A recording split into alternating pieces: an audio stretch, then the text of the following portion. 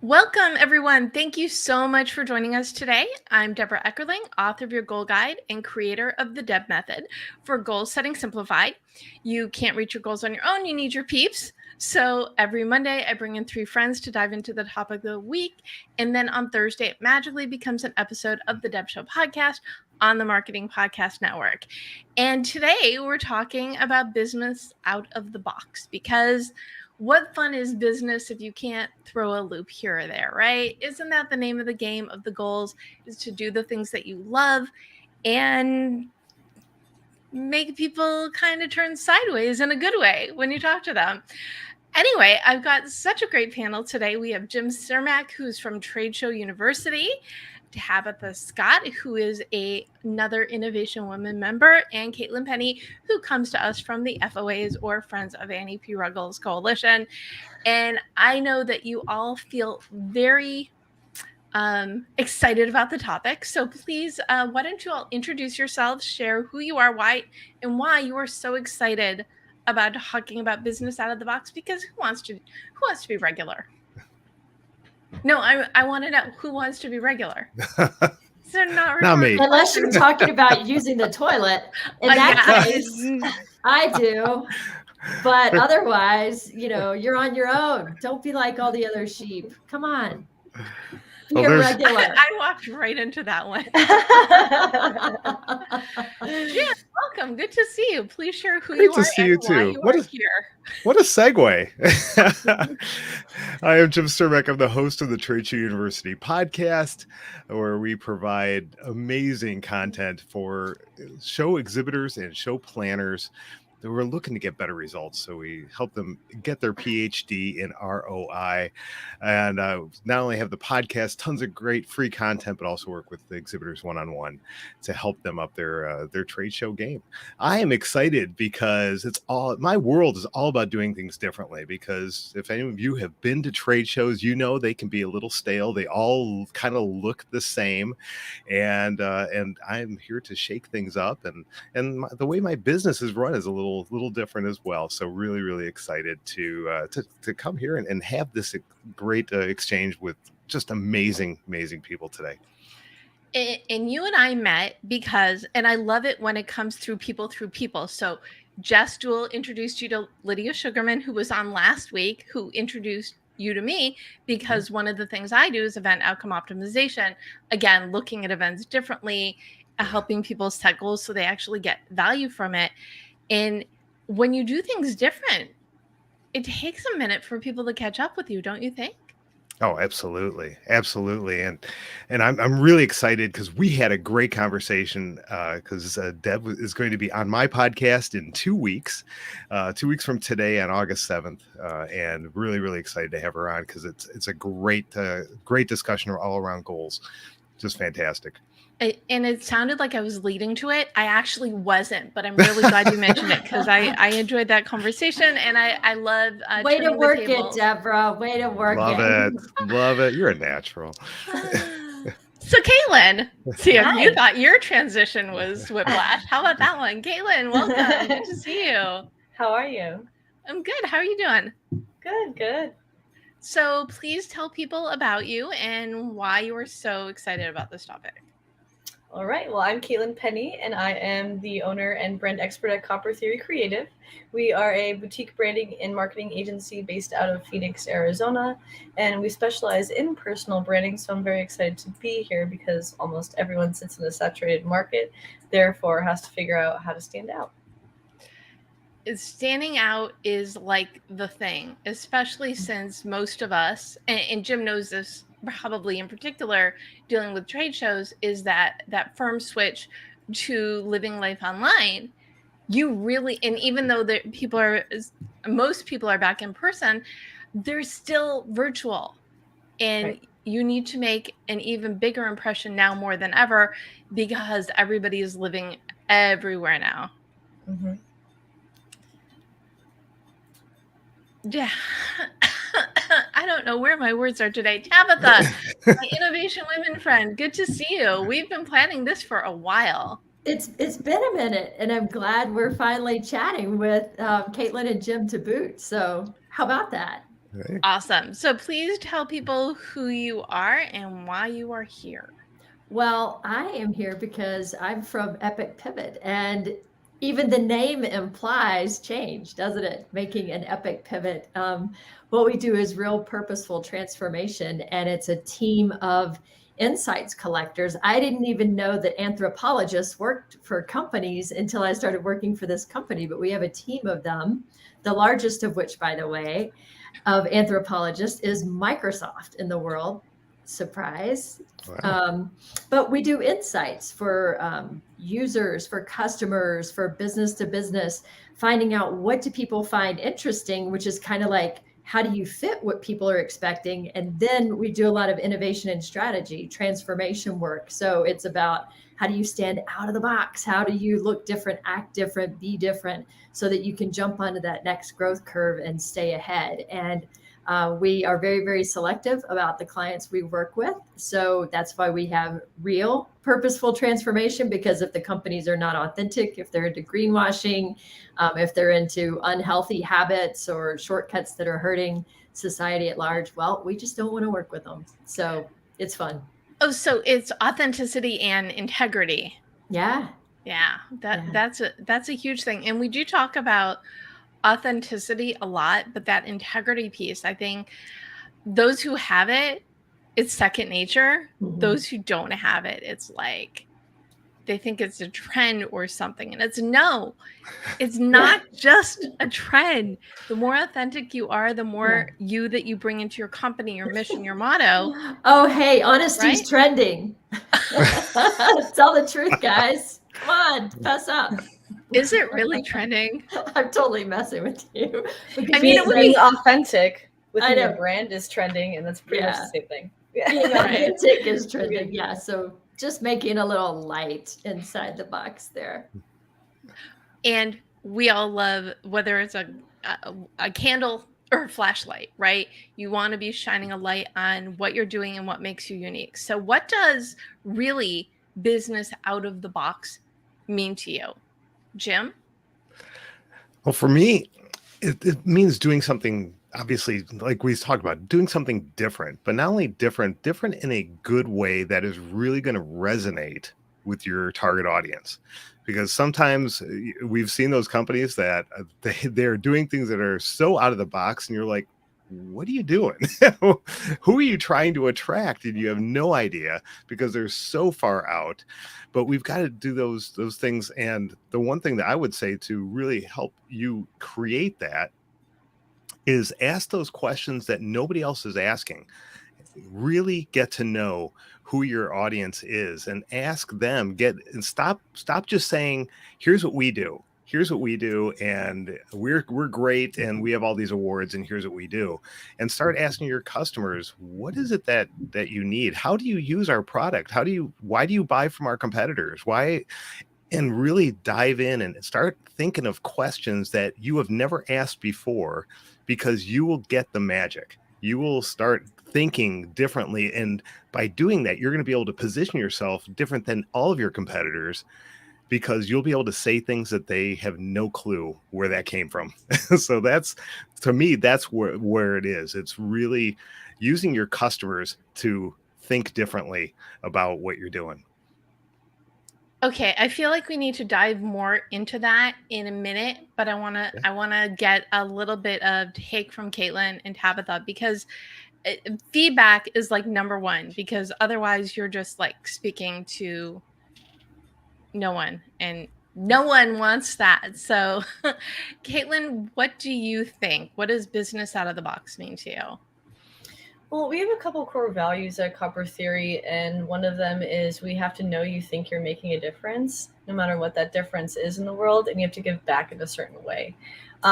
Both of those things mean that you're passionate, and I think a mix with being authentic within business and truly working on something that you believe in will make you stand out from the crowd easily.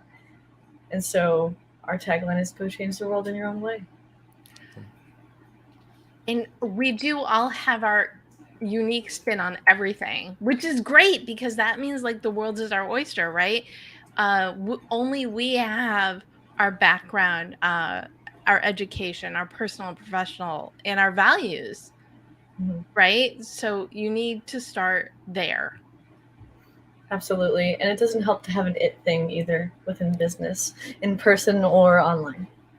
An it thing? An it thing, just a simple thing while you're networking or talking to a customer that makes you stand out. So my company is called Copper Theory. I'm wearing copper. At networking events, I'm known as a girl with a hat. Giving people something to remember contagious, you by. Right? But just nurture that relationship and just be yourself. Right, because if people don't remember you, what is the point, right? Right. Mm-hmm. No, I'm totally with you on that. We will play with that as well. Tabitha, what does business out of the box mean to you? Well, I think it's really interesting that different cultures see it in different ways. So in the United States, we spend our entire lives trying to stand out. And in other cultures, like I've worked for companies based in the UK, where you spend your entire life trying to fit in. You don't want to be too look at me or noisy. And it's interesting, even in psychological studies, if you have a picture of a tiger in a jungle, for example, this is one of the famous studies, and you show it to someone in APAC region or in Asia and say, what is this? Then they typically will say it's a jungle. And some of them will say it's a jungle scene with a tiger in it. If you show it to an American, they say it's an orange tiger. Like we are so trained to find the 3 bullets, and a goldfish has an attention span of 9 seconds and we have 8 second attention span. That's no joke. So you have to stand out in this culture, but it is culture specific. And one of the things Jim was saying about feedback that I thought was so important, he used the word why. And as somebody who's in the insights business, and, Caitlin does this all day for a living, but data, companies are gathering data all the time for personalization. And guess what? With that data, they can figure out the who, what, where, when, and how, but not the why. So you have to ask. You only find out the why if you actually talk to people. And so I think getting out of the box as a business is getting beyond personalization data, that you can get by people's phones or what they're buying and shopping, and actually ask some questions. What are the questions? Oh, there's a lot of questions. It depends what you're working with. One day it's ice cream containers, and so in that case, it's looking at people's freezers. How do you stack these? Do you smush it in there? Do you get the small sizes where you can each try different flavors? Do you eat out of the container, or do you, like big things because you have a bunch of kids? And the stuff you learn, like we learned, everybody has 1 tank of vanilla in the freezer and then little tanks of flavors in the freezer. So you ask different questions. If you're working with healthcare user experience, then it's all about, what are your real needs and wants? And you get some real aha moments, which, that's what it's all about, is you go in thinking, this is about, refining our prescription process. And what you learn is that patients are lonely and that the visit is the most important thing in their life. And you're like, holy cow, did we have it wrong? Because we did not get out of the box. We were just following what we thought people wanted and not what they really want. Okay, you said a lot of things. I'm still on ice cream, but that's probably because it is July and very, very warm. But I think the crux of it is the question to start with are, what are your real needs and wants? This is when you're working with clients, it's not about you, it's about them and what you're trying to help them put out into the world, right? And so the D and the Deb method is determine your mission. You can't get what you want unless you know what that is. So all this mission-based, finding the right starting point really speaks to my heart, because you can't get what you want unless you know what you want. So I love that. What are the needs and wants? What about you, Caitlin? Will you throw out a question to add to the mix? What's the main goal? And is the goal of the campaign or the company or the product or the service, or is it all the above? Probably all of the above. Yeah, I'm gonna go with Tabitha on that one. It just depends on what part of business we're working on, and my brain is automatically thinking marketing. So if we are working on a campaign, what is the main goal of the campaign? What does success mean to you is actually what I would ask first. I love that. What does success mean to you? I do that a lot when I do my goal setting workshops. It's one of the things that I start with, 6 months from now, a year from now, into the summer, what's your win? So starting with seeing the success and working towards it 100% or like 1,000%. Jim, give us a question. Yeah, I'm gonna kind of piggyback on something that Tabitha said, which was piggybacking off something I said, and that's the question why. I think when we ask customers or we ask potential clients, what is it that you're looking for, or a lot of times I don't think they really know. Sometimes they do, and sometimes they can clearly define it, but other times they might have a surface answer. And I think that question why now leads to more depth in their understanding and your understanding, and not stopping at one why, but continuing to ask why. Well, why is that? Okay, well, why is that? And until you get to a really core of what is it they're trying to do, and maybe you unleash something instead of just I'm trying to serve our customers. Maybe they have a real need for or a desire to build charity or have some sort of a cause that's at the center of what they do, that is not anything they're even talking about, or maybe it's something they do on the side. And yeah, we got this nonprofit, but that's not related to our business. Well, maybe it should be, but you're not going to know that until you really start asking why and start uncovering what really they're looking to accomplish. So I think, like Caitlin said, the goals, asking what their goals is so critical. And I think when I put my trade show hat on, which I always have on, I think when I talk to customers and say, okay, what is your goal for this upcoming show? And they say, well, I'm trying to do this, we're trying to get so many leads. And what I want to do is take a step back and say, are you actually measuring the right thing? Is it the right metric that we're going after? Do you really want leads, or do you want to get them further down that sales funnel, that if as far as you can at the show, so that we're actually making great progress? So your follow-up is now shortened instead of a long process, and we get them asking their customers at the show the right questions. So the metrics, but really asking why. I think that just goes, that is a great question for everybody to ask more. And isn't that like a kid's favorite question? Well, you can use the consultant's version of it, which is, could you say more about that? That's so true. That's good. Nice elaboration. Well, let's jump in a little bit into the marketing sphere, because it doesn't matter how creative or innovative you are if no one knows about your business. What is the point? So let's start with you on this, Caitlin. What is the first step for someone who wants their business to stand out in that marketing kind of way?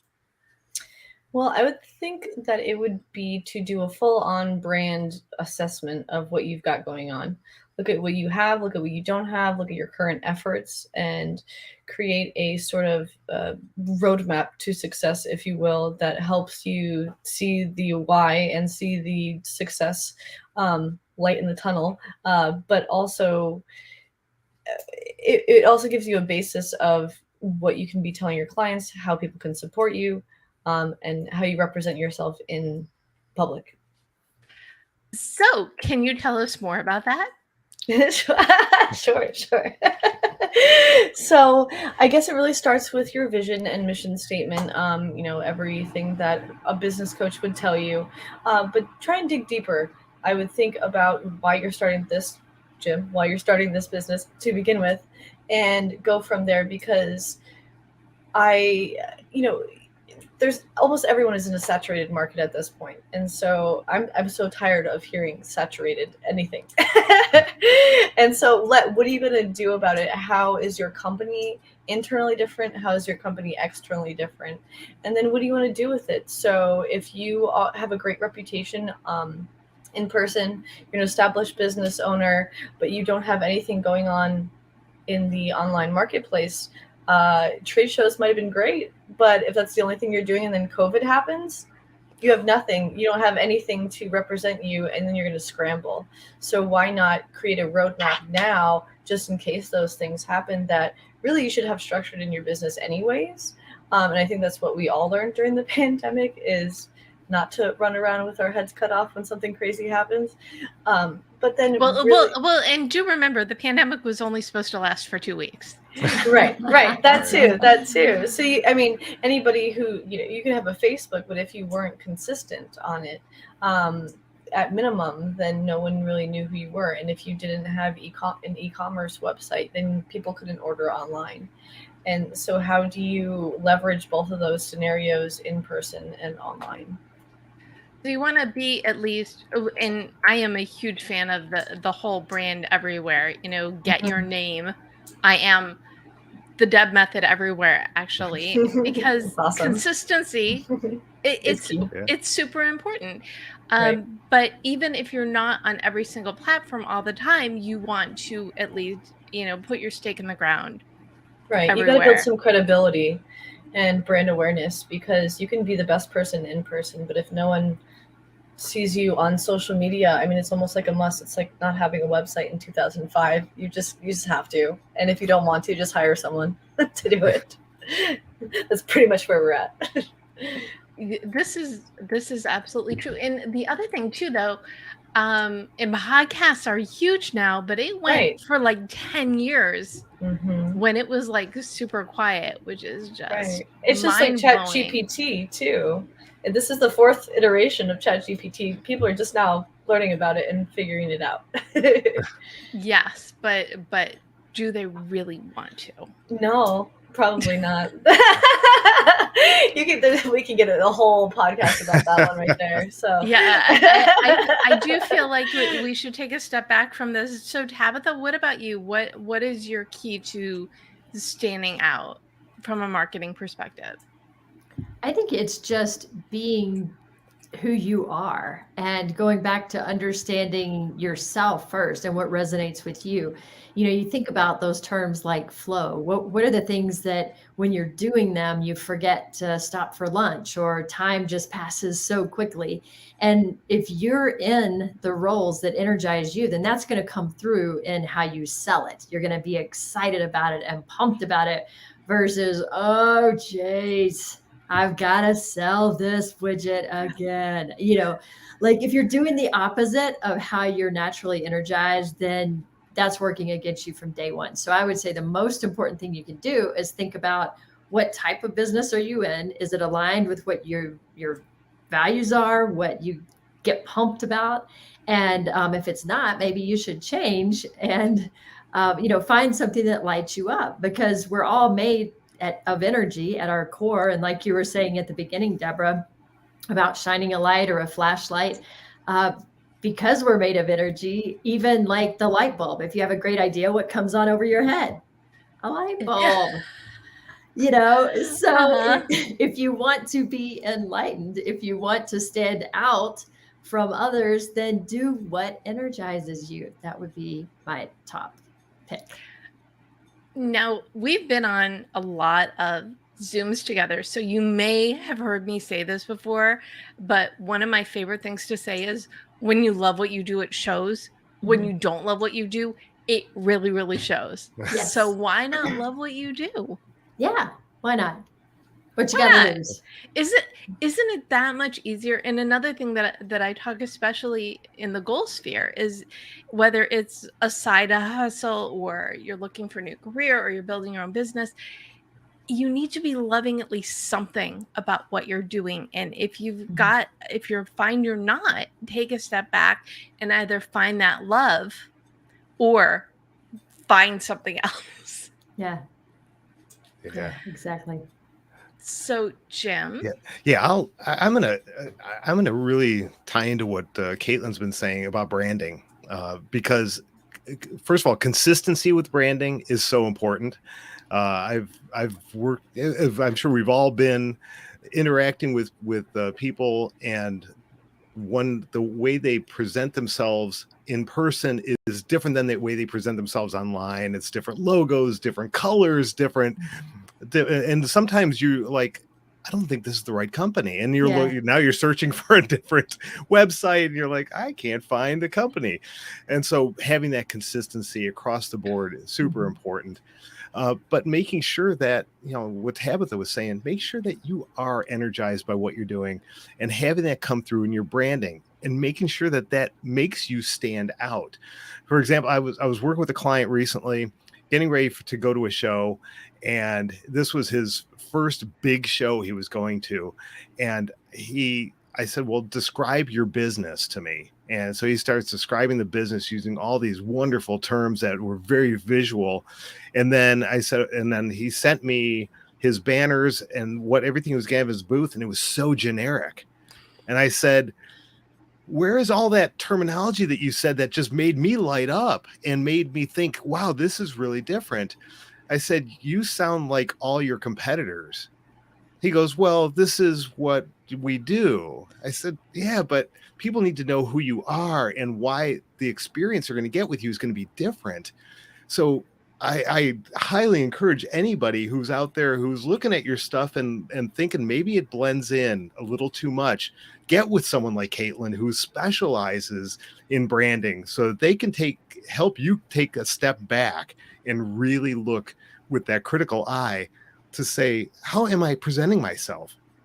Am I presenting myself in a way that I'm going to blend in or stand out? And in the trade show world, we've all been to those big shows where you've got these aisles of booth after booth after booth after booth. And if you don't stand out, you blend in. It's kind of like I had a friend of mine say, it's like playing Tetris. What happens when you get everything to fit up in one line, the line disappears. Well, that's what happens at a trade show. You disappear. What you want to do is stand out. You need to be that piece that stands out and makes that, have your branding needs to really make that statement. So yeah, branding. Now, Jim, back in the day, whenever I was doing more trade shows, they used to have a saying in our industry. Now, granted, it was mostly a male-dominated industry, but they would have booth babes. That's how they differentiated themselves. You get really good-looking booth babes. And they draw attention at trade shows. Yeah. Everyone's seen that Parks and Rec episode, right? Yeah. Selling the kale. I love it. Oh, remind me, it's been a while. They're having a trade show. I think it was for the Harvest Festival. I'm not sure on that one, but they're having a trade show in the town, and the guy who had to sell, or it wasn't kale, it was chard. He had to sell chard at the trade show, and no one was coming to his booth. So he got a bunch of chard babes to come and represent the booth, and then all of a sudden, everyone in town was eating chard. Ta-da! You stand out. You stand out. Yeah. I like this path. I'm still a little bit stuck on the Tetris comment, because totally it's exactly what it is. If everybody stands out, or if everybody stands together, you see nothing. Right. And I remember years, maybe like 10, 15 years ago, it was, you would go to networking events, and I forgot, Denise Wakeman, who I should tag her, the first person I saw do this, because all of her branding was pink and all she wore was pink. Now her brand has evolved over the years. I think she's more of traveler, more like I don't want to say, no, I'm not gonna, because again, words are missing from my mouth. But as her brand has evolved, the things that she wears evolved. I know someone who used to wear big purple glasses everywhere, and the first time I saw her without glasses, it took me a minute. Who is this person? So even these key little things that you do regarding your appearance, people really do grasp onto that, which is also important to underline why it's really important to look like your pictures and have that consistency and branding in person and online as well. Discuss. I'm in trouble. Uh-oh. I'm in trouble. I mean, if you think about that with your brand consistency, and yet you think about day to day, you might have your hair up one day and have your glasses on, and the next day you don't. And so I think being intentional about that is something that, you know, I'm sure Caitlin wouldn't make those mistakes like somebody like me would. Well, I think it has something to do with the brand photo shoot too. It's not just taking a photo anymore. You have to also think about the things that you would do on a daily basis and what kind of person you are. So you might be a brand expert in you know, Monday through Friday, but what about the weekend? What kind of person? And maybe I wear my hair up on the weekend, so I should have both of those pictures. But I think just like updating your website every couple of years, you should update your headshots every couple of years. Yeah, me too. That's a good one. I do always try to wear something that is about nature, like butterflies, little snake earrings. I've got my coral stuff in the background, but raising awareness, you know, subtly for nature is kind of my little secret sauce. That's in awesome. The background. I always wear a floral blazer too. See? Jim, I have no blazers. I have no blazers. Sorry. Jim, would you like to borrow Caitlin's floral blazer to stand out at the next trade show? I'm going to have to think of something now. It's your little flower hair clip. Yes, I have a yellow scarf that you could use with it as well, with leopard print. Oh, so many great ideas. I'll have to have my bride help me out with that. Yeah. There you go. Pick me. I love it. But you brought up such a great point with the pictures. Sure, quick story. I was going to meet somebody who was going to be a guest on my podcast for the very first time. We were meeting in person, and I've only seen pictures of him online. And I got to the restaurant, and I'm looking around. I don't see him anywhere. And all of a sudden, this guy is in the back. He's waving at me, and I'm like, I don't know who that guy is. He's obviously not waving at me. And this guy looked nothing like his pictures. Like the picture was like from 6-7 years ago. His hair was a different color. He had a beard now. He didn't have one back then. It was like, so oh my gosh, change your picture. Wait, are you talking about LinkedIn or a dating app? No, it was like LinkedIn and from his website and stuff. It's like, dude, change. Oh man, yeah. You get the dating app and you have like one person's head and like Mr. Macho Muscle Builder body, and then you're like, what just happened? I think there's like a whole commercial based around that now too. Yeah. Yeah. Catfish are us. Oh my. So what I'm hearing is treat your business the way you treat your personal life. Be who you are in all places, not just your favorites. And for real, favorites, right? Yeah. And I think after COVID, it has really changed the formality of business. I don't have my suit jacket on anymore. And, it changed a lot. Things are much more casual now. Things are more accepted. Women are wearing sneakers all the time, and not just to get in the building with their dresses, on, right? Which I'm like, yes, it's about freaking time. We have comfy shoes.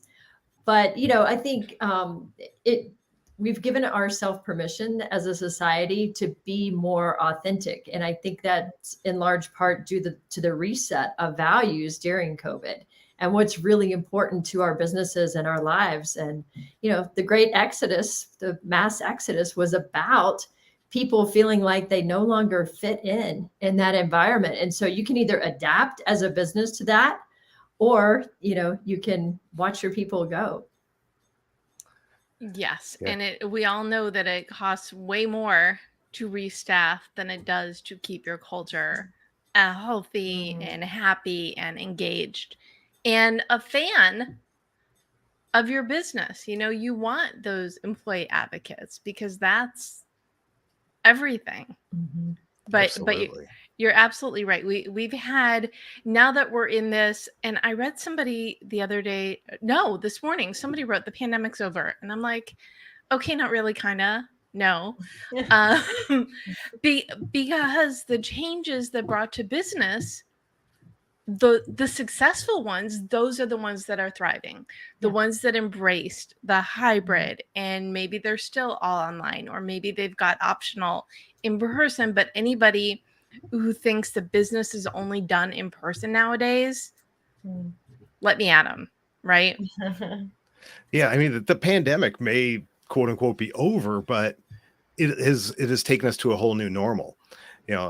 We are never going back to the way things were. I mean, some things have, but overall, no, things have changed. They've changed, and so that has completely renovated the workspace, the landscape out there, and we have to realize that we can't do business the same way anymore. We've got to talk to our customers and find out, what are they going through? What are they experiencing? Are they in a growth mode? Are they still licking their wounds from a couple of hard years, and they're still trying to get back? And how do we help them to do that? And so, asking those questions and just being authentic.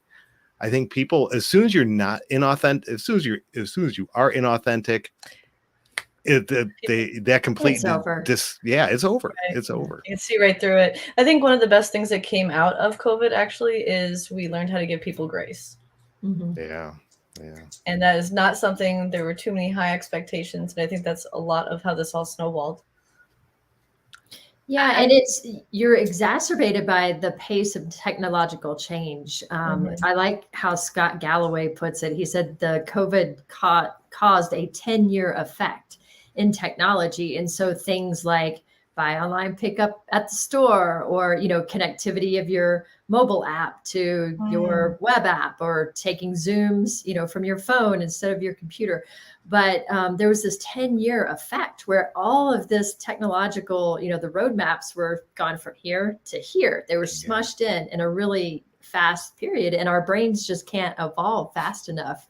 And so it's just exactly what Caitlin said. I think she hit the nail on the head there, that we have to have human empathy for each other. And I think that's why human design and techniques like that have been so much more palliative, because people are concerned about what's still human, and how do we feel about that? I used to think feel was a 4-letter F word, and it is, but it's not a bad one anymore. And I think, even before the pandemic too, there was a lot of separation of business versus personal, especially online. And now I am the biggest advocate of just smushing it together, because people are looking to relate to you. They're looking for some similarity factors, and that's the easiest way to do it. I like Jim's use of the word renovation. Mm-hmm. Because that's what it did. It renovated business. It squished technology together, as Tabitha said. And as Caitlin is saying, you need to be all of you everywhere, because you can, right? Yeah. But it's hard. It is hard. But it's necessary, because if we go back to that old adage of who do we buy from? We buy from people we know, like, and trust. And if something doesn't resonate with me, then I don't trust you. Right. And people are buying based on emotion and then justifying it later. Yep. Very important. So let's help some people now. So what can people do if they're in this crisis of pivot? I just coined a new phrase. Starting from scratch for their business. What is the first thing that they need to do? Jim? Yes, I call on you if you don't jump in. Okay, sure. I would say you have to get yourself centered. You've got to, not self-centered, but you've got to get your business. You've got to figure out, Caitlin, you brought up earlier, your mission and vision. Look at those. If you don't have them, you need them, because those are the guiding light. That is what's going to be leading you forward. And maybe it's been a while. Maybe you need to dust those off and redo them. and really start getting a little more personal and start understanding and connecting better with your audience.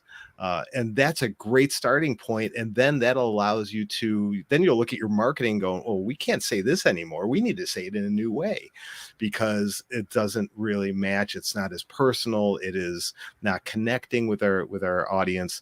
So I think starting with who you are as a core, your business, get your team together, take the time to do it. It's nothing you should rush through. It's nothing you do a quick Google search on the trending keywords and stuff like that. No, you got to be authentic. It's got to be something that can drive you forward. It could always be things you change over time, but you need to have something that bedrock that you start with. And I think that's so critical. And I didn't mean to sound like a commercial for my book, but if you do need to Etch-a-Sketch your life, your goal guide will take you through Deb, determine your mission, explore your options, brainstorm your path. If you need that starting point, foundational roadmap. And I do it, every time I've got a new initiative, I go back to Deb and analyze, okay, how am I going to put this out in the world? And where does it align with who I am as a human and what I do as a business? So it all goes back to that mission, that motto, that theme, the tagline, as Caitlin was talking about hers earlier, and make sure you've got that solid. So as you build your business, you're in alignment. So Caitlin, now that your ears should be picked up since I just mentioned you, what do you suggest for people who need to Etch-a-Sketch, start over, rebrand, etc.? I think that remember that marketing is like a roller coaster. Just because you did it right once doesn't mean it's the next right answer. And two, I think you should, you started this business for a reason. You're passionate about that cause or thing. But maybe also have another piece of business where it's your special thing. It's the part where you're giving back. It's the different sector that you're also making a difference with. Ooh, yes. Because it's not just about you and your business. It's what can you do to make the world a better place? Mm-hmm. And Tabitha, what do you think? I like to think of 3 A's, the AAA framework, and it's assess. So first of all, going back to what Jim said, who am I? What do I like? How am I energized? Do I love change or am I very risk averse? And then building your concepts around what really energizes you. So first is assess. Second is to align based on what your business is. I would then go out. I love change. So the first person I'm going to ask for advice is somebody who hates change and finds all the risk, because they're going to think of things that I will not. And so finding compliments to yourself is step 2. And then 3 is act, getting into action and setting great goals and, having those aspirations like Caitlin, you and Deb were saying with the DEB method, set those goals and get into action. Love that.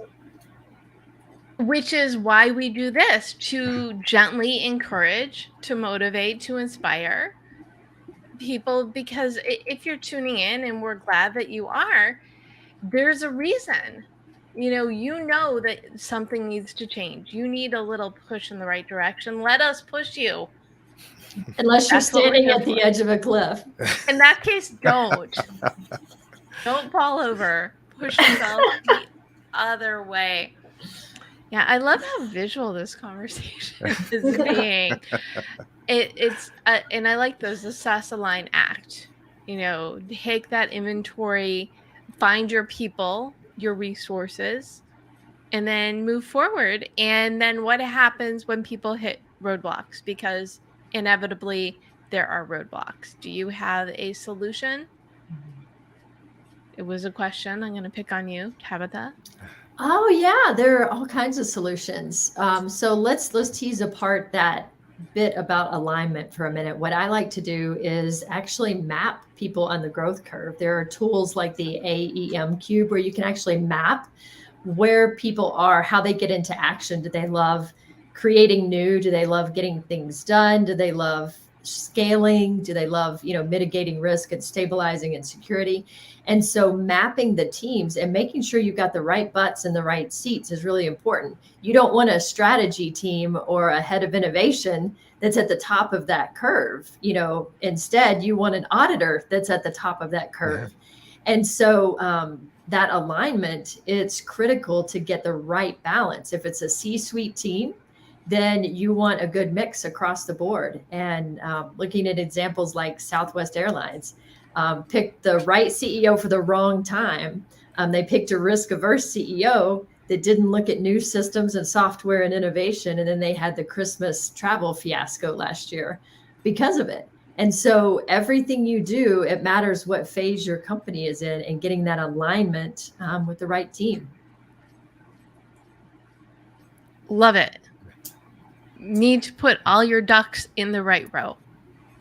Yes. And maybe a goose in there too. Why not? Because we do things different. This is business out of the box. It's out of the box goose time. Jim, I love it. You, what is your favorite roadblock solution? Mix things up. Get out of the environment. Get out. I think we've all probably been in those big strategy meetings, and at one point, and you've got the person leading the charge that go, and you get stuck, and it gets stale, and they're like, "We're not leaving this room till we get a solution." Like, that is like the worst advice ever. Right. You got to get people out of the room. Go to the bar, have a few drinks. Let's loosen up. Let's come on back. Or I love doing meetings like that in fun places. Find an amusement park that has a conference room, and halfway through we're going to go ride some rides. Go on that roller coaster, like Caitlin was saying earlier. Do things that are going to get people doing things differently.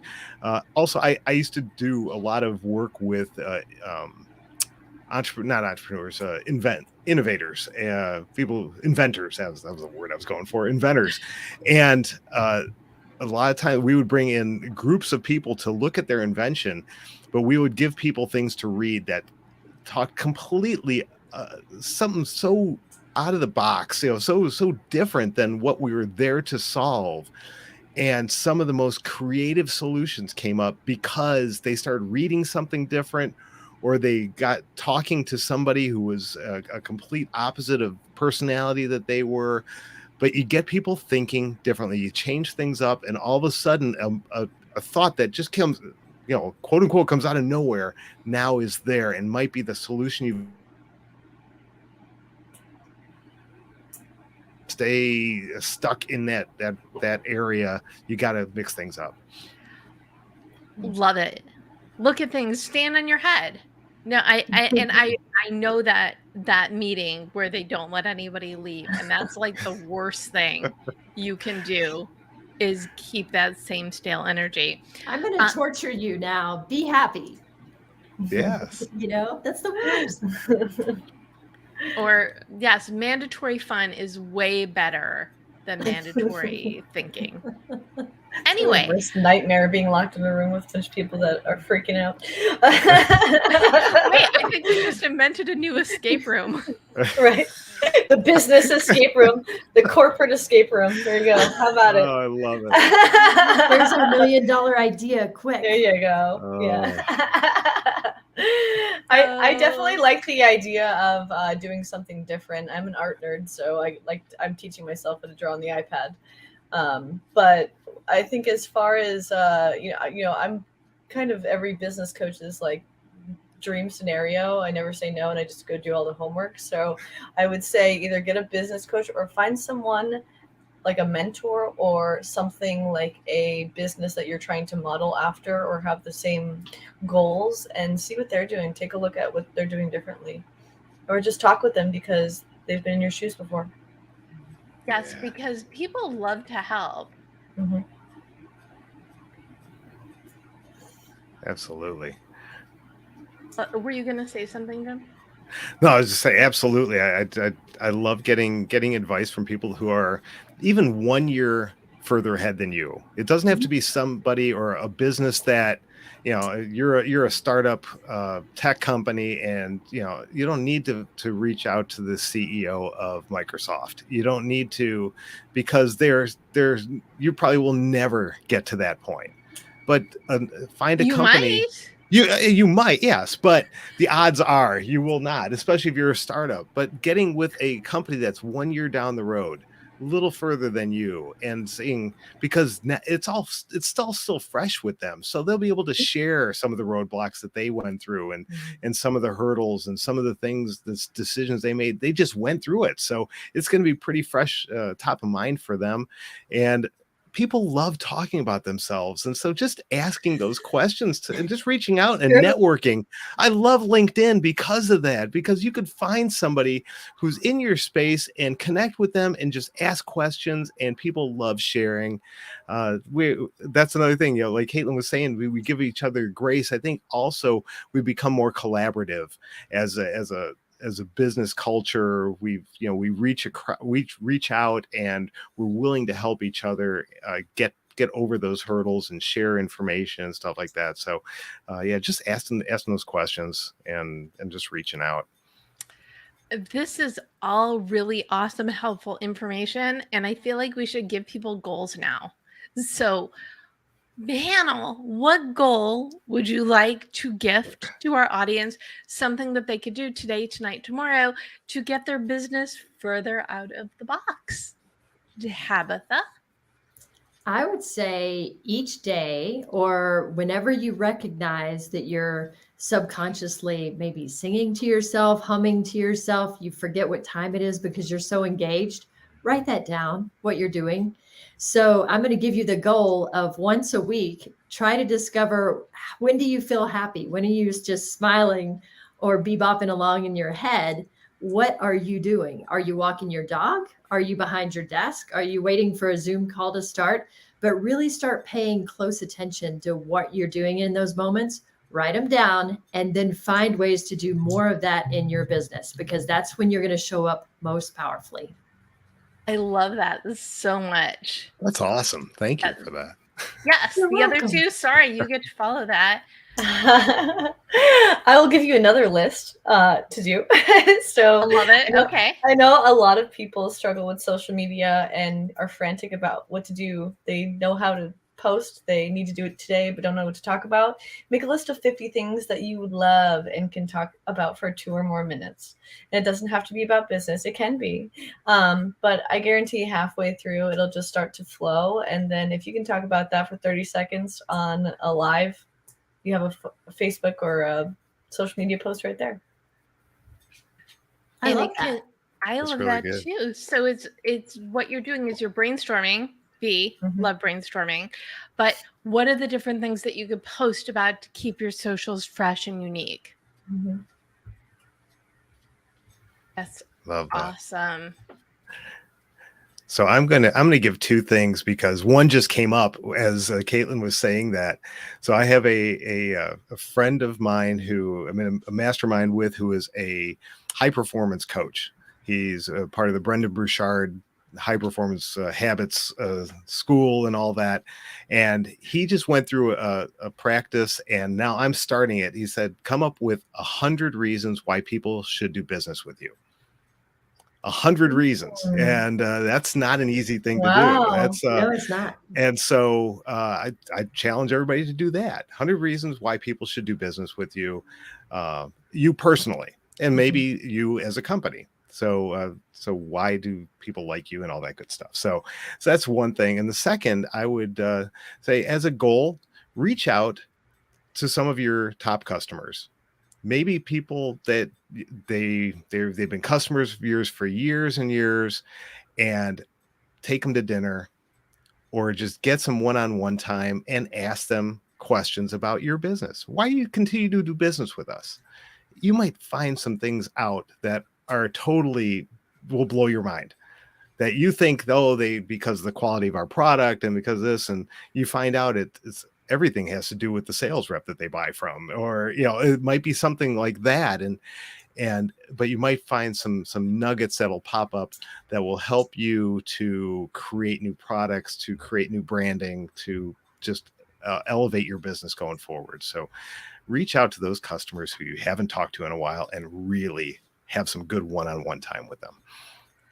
I love that all except for that last goal, which is also very good, but I love that most of these goals are brainstorming, because it goes back to the beginning when we were talking about the why. You need to ask yourself the questions. You have the answers, but gift yourself the time to answer that calling, to figure out the things that you love, that you want to talk about, that you can use to authentically express yourself and share who you are and your business with everybody. Awesome. This has been so wonderful. Friends, please tell everybody where they can learn more about you. Jim? Go to tradeshowu.biz, tradeshow, the letter U.biz, or on any of your favorite podcast platforms, look for the Trade Show University podcast. And please connect with me on LinkedIn. I have so much great content, and I just am launching next week a brand new tool called my Trade Show Booth Traffic Scorecard. Because it's one of the number one complaints I hear from trade show exhibitors is that, how do I get more people to my booth? I see there's tons of people at the show, but no one's stopping by my booth. I give you a scorecard that gives you 25 different things you can do. Each one's got a score based on how effective it is, and so it'll help you up the traffic at your next show. So there you go. A lot of ways.